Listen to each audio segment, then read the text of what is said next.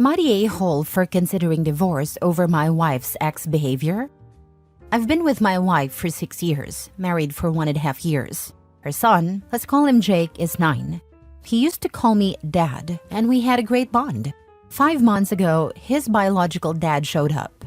Since then, Jake has been repeating things his dad says and constantly insulting me. I went from he is my dad to he is just my mom's husband. Ha ha ha.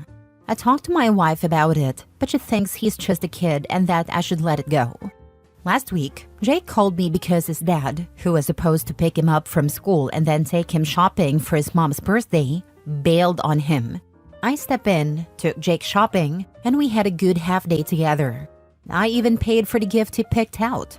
When I dropped him off at his dad's, the man was sleeping and had completely forgotten to pick Jake up. On my wife's birthday, Jake lied and said it was his dad who took him shopping and paid for the gift, despite his dad never having a job or paying child support. His dad graciously accepted all the compliments and even made fun of the gift I gave my wife. My wife, however, didn't say a word to him. After the party, when Jake went to his dad's, I told my wife I was upset that she didn't stand up for me. She rolled her eyes and said, "Why? Because he was more thoughtful than you?" I told her the truth about what happened, but she didn't believe me. I even showed her my credit card statement and phone logs, proving that Jake called me on Tuesday. Frustrated, I left to stay with my brother because I can't be around someone who doesn't trust me. Here's the thing. My brother thinks I'm right. My mother-in-law has messaged me a million times, saying it's a misunderstanding and that I'm overreacting. My wife hasn't apologized. She came over yesterday and said she feels stuck because she doesn't want to make her son feel bad about his dad. She keeps saying, "He is just a kid, and you should be the bigger person." When I asked if she was apologizing, she said no. She insisted it was just a misunderstanding and added that she's seen how much her ex has been trying. Then she said I was acting like a needy man baby. I told her that if she thinks so highly of her ex and doesn't see my efforts, she should leave because she clearly doesn't get my point. She doesn't seem to care about any of the effort I put in. Her response? That's exactly what I'm saying. You're acting like a needy baby who needs a reward. You need to man up if you love me. So now I'm torn. Should I start talking to a lawyer because there is no point in working on this? Or am I overreacting and should we try counseling? Now for the top comments before reading the mini update. Start detailing your life now. I feel bad for the kid but not the a-hole. Your wife didn't apologize and didn't appreciate your effort to help her son. I'd say she deserves the deadbeat ex. Yeah, I was gonna say this. Clearly the ex is getting into her head, probably also in her pants, convincing her that you're not man enough and that you're wimpy for having feelings. If I were you, I'd let her be with her ex, who has done nothing for her and is taking credit for the work you're doing. You're not man enough for her? Cool, that's fine. Don't worry about it. Do her the favor of letting her be with someone who is man enough. Then, in a couple of months, when her son is miserable, she's being let down and neglected, and no one's taking care of either of them, she'll realize how good she had it with you. If she wants you to be like her ex so bad, let her be with him. The man up comment from her is the most insulting of all. Her deadbeat ex isn't a man. He's a literal cockroach. He abandoned his kid, and now that he's back, he forgets to pick him up and sleeps through it. He's a trash dad and a trash excuse of a man. Meanwhile, OP has raised his boy since he was 3 years old, went out of his way to pick him up when Biodad forgot, and spent a half day with him. That's how a man behaves. That she's trying to pit OP against her deadbeat ex just shows that she belongs with her garbage ex. I feel terrible for the poor kid though, not the a-hole OP. While I understand her desire for there to be a bond between her son and her ex, I do not understand her total disrespect for you. She didn't believe you, called you a liar, refused to apologize, gaslit you, and then called you names. She's an a-hole. By the way, your stepson used you, lied about you, and embarrassed you. At that age, these are still a-hole moves. The ex is a piece of garbage a-hole. Unless you enjoy this level of disrespect from the three of them, you're going to have to leave. Not one of them will ever back down or treat you with respect if you become their punching bag. Not the a-hole. $10 bio dad told his son to say he bought it. $20 says that the divorce was a one-sided decision and she only married OP because she didn't want her or her son to be alone and broke. $50 wife and deadbeat dad still sleeping together. Update. Thank you everyone for your input. I really appreciate it. I'm contacting an attorney this week to help me with the divorce process. I can't continue living like this. Next story. Am I the a-hole for ruining my boyfriend's birthday dinner because I didn't accept to pay for everyone?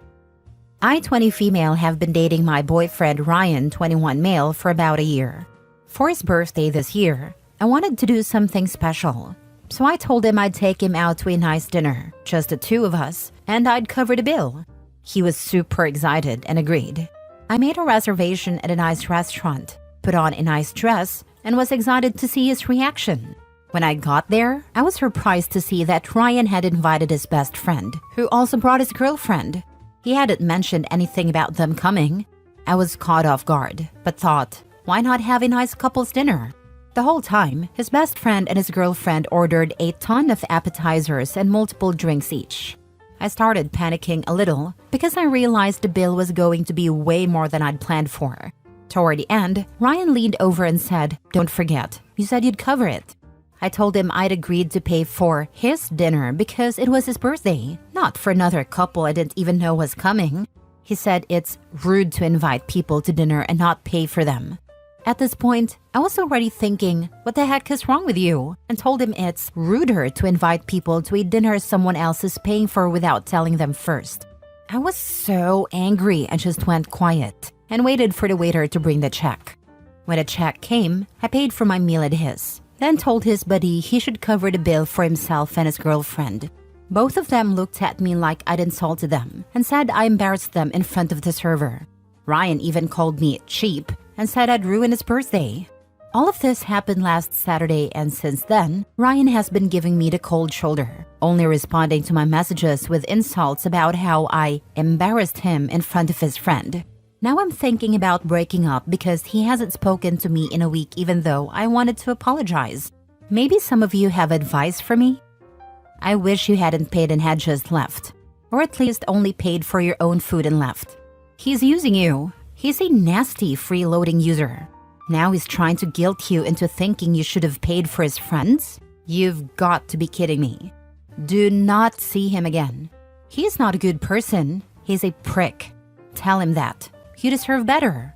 You'll meet better. Don't settle for pricks. His whole behavior points to a D-head. And the second she tries to break up, the gaslighting will begin. Honestly, I'm starting to think you're right. His behavior has been so selfish, and I can already feel him trying to make me feel guilty about the situation. If I try to break up, I'm sure he'll turn it around on me. It's exhausting, and I'm realizing I deserve way better than this. I normally wouldn't suggest this, but you should just ghost him and forget him. He's already giving you the silent treatment. If he says anything, just say, "Oh, you're talking to me? I thought you broke up with me." I've already moved on and really don't want to talk to you ever again. Not the a-hole. Your boyfriend, his friend, and his friend's girlfriend are crappy, and you need to reevaluate whether or not your boyfriend cares about you, or if he's just using you. That was very rude and presumptuous in all three of their parts. Now he isn't talking to you over it? He's made it pretty clear the only thing he cares about is how you financially benefit him and his friends. Screw them all. You're better off now. You're too young to waste time on people who treat you like that. Thank you for your perspective. It really helped. You're right. His behavior was disrespectful and it feels like he and his friends took advantage of me. I wanted to make his birthday special, but instead, he called me cheap and hasn't spoken to me since. I realize now I shouldn't waste my time on someone who doesn't value me. It's time to focus on myself and find someone who treats me better. Not the a-hole. Sounds like this relationship has run its course. I'm starting to think you're right. His behavior was so off, and I've been feeling more disrespected than appreciated. I wanted to do something nice for him, and instead, he made it all about him and his friends. I think this relationship has run its course too. It's tough, but I know I deserve better. Next story. Am I the a-hole for buying a house without consulting my girlfriend of 4 months? I, 37 male, I'm a single dad with 2 kids, 16 male and 14 male. I met my girlfriend, 32 female, back in February. We dated casually and non-exclusively until September, and then we began dating exclusively. My girlfriend has indicated that she wants to have kids. She has no kids currently. I'm definitely open to that, but I've told her it would only be after dating for at least a couple of years. I've been looking to buy a new home. I absolutely hate living where I am now. I bought it when my kids were little, and it was convenient back then. However, my work is 30 minutes away, and the boys' school is 45 minutes away. Recently, a house came on the market in the neighborhood 5 minutes from work and 10 to 15 minutes from the boys' school. It was listed well below market value. My realtor called me, I saw it the same day, and I made an offer. The offer was accepted. I told my girlfriend the good news, but she was less than thrilled. She asked why I didn't consult her. The reality is that I've been looking for about a year, and houses move very quickly in this market. Often they don't stay available for more than a day if they're reasonably priced. I had to act fast. I explained all of this, but she's still upset. I talked to my sister, 34 female, about it. She said she understands my girlfriend's frustration. My sister explained that she was in a similar position 2 years ago. She was a single woman in her early 30s, looking to get married and have kids soon. In those 2 years, she met her husband, got married, and had a child. From her perspective, my girlfriend might be thinking this is the home her future kids are potentially going to be raised in. I can see her point, but I feel it's a little premature to expect that I would consult my girlfriend of 4 months before buying a home. That feels like moving too fast from my perspective. Am I the a-hole? Not the a-hole. You've only been exclusive since September. Sure, she might be imagining a life with you, but that doesn't mean she has a say in your housing now. True. As a single dad, your primary responsibility is to your children. You have the right to make choices that prioritize your and your kids' well-being. Not the a-hole. You're barely a couple. Honestly, this is a red flag that should be heeded. I wouldn't have kids with this woman without setting up some legal protections for your own kids first. If she's this upset so early in the relationship, I wonder what she'll demand down the road. And I'm saying this as a woman. OP is a father first, and he did what's best for his family. Moving closer to work and school is a smart decision. His girlfriend's feelings shouldn't override that. Not the a-hole. Not the a-hole. While it's always ideal to communicate openly in a relationship, after just 4 months, buying a house might not necessarily require consultation if you're financially independent. However, it could cause tension if your girlfriend feels excluded, especially if you've been building a future together. It's important to discuss major decisions with a partner, particularly if the relationship is serious. But ultimately, it depends on the dynamics and expectations you've set. Last story. Am I the a-hole for threatening to divorce my wife if she didn't become a proper homemaker in the next month? My wife and I have been married for 4 years. I'm 33 and she's 32. Her name is Steph. Steph is a stay-at-home wife, and since we got married, she has been incredibly inconsistent with household labor. I work a physically demanding job, and it would really help if Steph could at least cook dinner more than once or twice a week. Instead, she sits at the dinner table, hunched over her phone for hours a day. She's completely addicted to it but refuses to even have a conversation about this. Now, about twice a year, I have an opportunity to visit a foreign country for work. The nature of the work is to supervise construction and instruct the workers there. The compensation for these trips is always fantastic, and Steph appreciates it when I go because I bring home a pretty fat paycheck afterward. 3 weeks ago, I was about to depart for 2 weeks in one of these trips. At around 10 a.m., I texted Steph and said that time was tight, but I'd be home at 12:30 to pick up my luggage. I asked her if she could make me something for lunch, and she agreed. I emphasized that I only had about 10 minutes to eat before heading to the airport. At 11 a.m., I texted her again saying I'd be home as planned at 2:30. Again, she said, okay. At 12 p.m., I texted her that I was leaving. I walked in the door at exactly 12:30, only to find her sitting at the dinner table. hunched over her phone. When I walked in, she gave me this bewildered look. She had done literally nothing. Nothing was cooking. Steph stood up in a panic and said she'd start making me lunch, but I told her it was pointless. She sheepishly apologized and I responded, "Don't say sorry.